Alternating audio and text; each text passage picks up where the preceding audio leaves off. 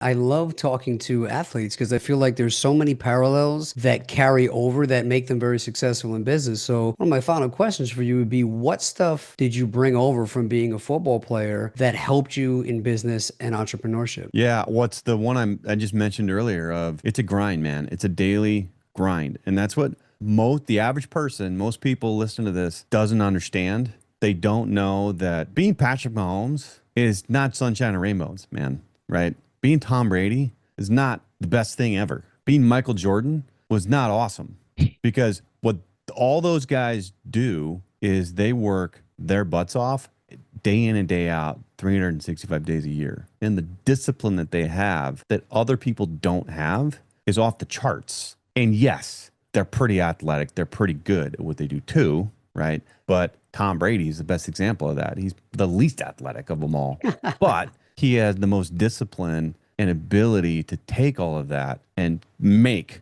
who he became. And so I think that's it. It's a daily grind of knowing that you just got to keep going and you have to learn, right? You're going to fail and you got to learn from those failures.